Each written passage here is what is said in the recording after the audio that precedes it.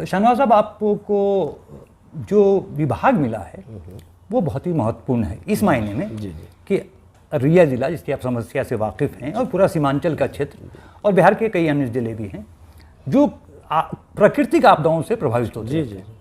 और प्राकृतिक आपदा की अगर हम बात करें तो एक तो बाढ़ है जी, फिर कहीं सुखाड़ है। इसी जिले में दोनों चीज़ें, इस साल देखिए लगभग सुखाड़ की स्थिति है। जी। और एक आपदा, प्राकृतिक आपदा है जिस पे बहुत कम ध्यान जा रहा है, वो है भूकंप का, अर्थक्वेक का। जो रिसर्चर्स हैं अर्थ साइंसेस के, उनका जो रिसर्च है वो ये कहता है कि अररिया जो है जोन 5 में है भूकंप के दृष्टिकोण से, तो जो बहुत ही संवेदनशील माना जाता है। तो आपने जो अब तक फीडबैक लिया है अपने विभाग से, क्या तो मीटिंग की होगी अधिकारियों के साथ, और आप समस्या से वाकिफ़ हैं कि ज़िले की क्या समस्या है? खुद आपके प्रखंड की बहुत सारी समस्या हैं बाढ़ को लेकर के, आपका प्रखंड खुद ही बहुत प्रभावित रहता है, जो आपका विधानसभा क्षेत्र है वो भी। तो क्या उम्मीद हम करें कि आप बहैसियत आपदा प्रबंधन मंत्री क्या कुछ करेंगे, क्या कुछ योजना बनाएंगे? बहुत जल्दी है ये पूछना, लेकिन फिर भी ठीक, अच्छी बात है। तो एक खाका आपके जहन में है। एक तरफ सीमांचल हमारा जो इलाका है जी, प्राकृतिक आपदाओं का इलाका है जी। हर वर्ष हम बाढ़ को झेलते हैं। हर वर्ष यहाँ के क्या हम समझता हूँ दर्जनों घर जो है पानी में विलीन हो जाते हैं, हो जाते हैं। हम जितना भी बोलिए, चारों इलाका अगर जिला मिला लें जी, और नदी के तट पे वही लोग बसते हैं जिनको कि कोई भूमि का कहीं कोई अतिरिक्त विकल्प नहीं है, वही बसते हैं नदी किनारे। फिर पानी बढ़ने के कारण कई लोग अपनी जान भी गंवाते हैं। तो ये सब कुछ महत्वपूर्ण बातें हैं। सबसे पहला चीज़ है कि हम तो ईश्वर अल्लाह से यही दुआ करते हैं कि आपदा की घड़ी ही ना आए। लेकिन प्राकृतिक आपदाओं को हम रोक तो नहीं सकते हैं, लेकिन ज़्यादा से ज़्यादा हम बचाव कर सकते हैं। लोगों में हम जागरूकता ला सकते हैं कि भूकंप से पहले आप क्या करें, पानी बढ़े तो क्या करें, आंधी तूफान आए तो उससे पहले क्या करें। और आजकल देखे होंगे आप, तकनीक जब बढ़ी है, पहले 10 साल 15 साल पहले अगर भूकंप आता था या आंधी तूफान आता था तो मृतक की संख्या बहुत ज़्यादा थी, वो धीरे धीरे घटी है। इसका 2 कारण है, एक तो तकनीक आ रही है, दूसरा है कि लोगों में अवेयरनेस फैलाया जा रहा है। भूकंप हम बैठे थे हम लोग, सारी बिंदुओं पे बात हुई थी। भूकंप जो है लास्ट टाइम हम समझते हैं कि बड़ा भूकंप नेपाल में आया था। उसके बाद से हमारा विभाग जो है हमेशा जो वॉच में रहता है, उनको सारा खबर रहता है, और जो तकनीक लगी हुई है, हम लोगों को पहले पता चल जाता है कि क्या संभावना है, कहाँ आंधी की संभावना है, कहाँ भूकंप की संभावना है। उसको देखते हुए हम लोग नेसेसरी स्टेप उठाते हैं। और दूसरी चीज़ क्या है, हमारे इलाके का हर वर्ष बाढ़ आता है तो आप देखेंगे कई लोग पानी में डूब के मर जाते हैं। ये राशि मिलने में कहीं ना कहीं बहुत देर होता है।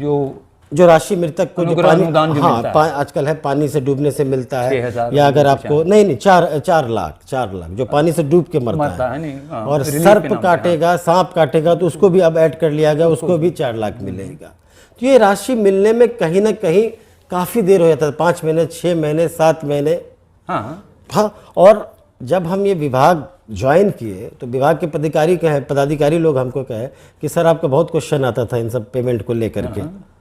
हम हमेशा जब भी विधानसभा चला है मैं इन मामलों को उठाया हूँ और सब लोगों का भुगतान हुआ है। तो इसको हम लोग चाहते हैं कि थोड़ा आपदा जो एक राशि सरकार द्वारा निर्धारित की गई है, इसको त्वरित और सरल भाव में मिले। आप देखे होंगे हमारे इलाका में अगजनी का भी बहुत मामला होता है, दर्जनों के दर्जन घर जल जाते हैं, लेकिन काफ़ी लंबे समय से इनका पैसा रुका रहता है। आज हफ्ता दिन पहले आप लोगों ने अखबार में देखा होगा, रमरे मझवा गांव में नदी पार करने के क्रम में एक बच्चे की डूब के मौत हो गई थी। आज आप लोग को बताते हुए काफ़ी हर्ष हो रहा है कि आज मैं वहाँ पे गया, उस गांव में खुद से उसको चेक दे के आया।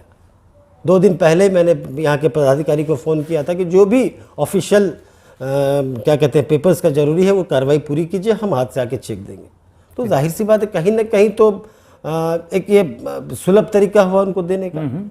दूसरी चीज़ है, सब बहुत ज़्यादा केस होता है पानी में डूब के, आए दिन भी हम लोग के यहाँ तो नदी का है, नदी का एरिया है तो होगा। आप देखे होंगे पूर्व में कि एसडीआरएफ की टीम जो है उसको आने में काफ़ी समय लग जाता था, पूर्णिया हेडक्वार्टर था। अब तो यहाँ रहती है एनडीआरएफ टीम। हाँ, तो उसको आने में कहीं ना कहीं बहुत टाइम लग जाता था। यहाँ आया, फिर वाहन, फिर यहाँ से अगर कहीं जोकी या कहीं और कहीं गया तो वहाँ उसको ठहरने का कोई इंतज़ाम नहीं होता था, फिर स्कूल में ठहराओ।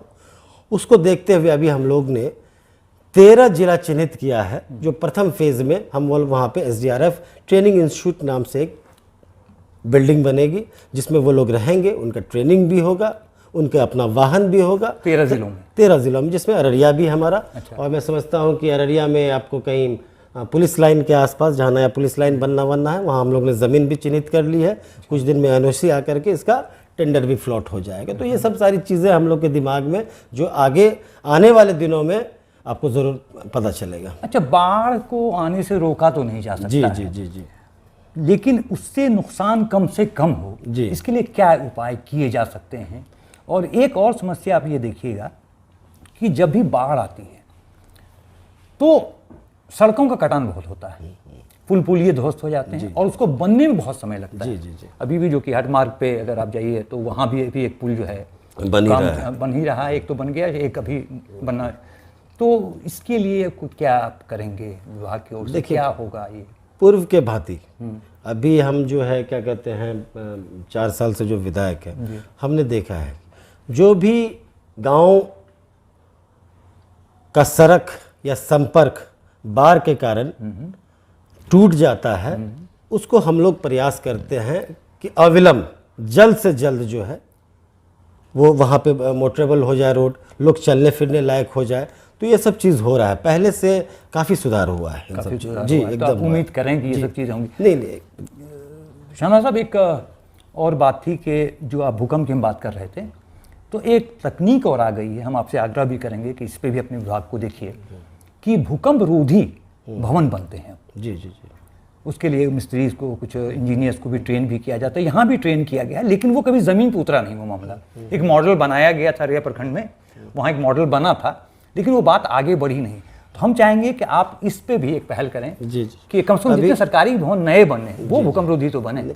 अभी जो हमने देखा है कि पटना वटना में जितने भी बड़े भवन बन रहे हैं, तो इसमें आदरणीय मुख्यमंत्री नीतीश कुमार जी का स्पष्ट निर्देश है कि वहाँ पे भूकंप रोधक यंत्र लगाया जाए।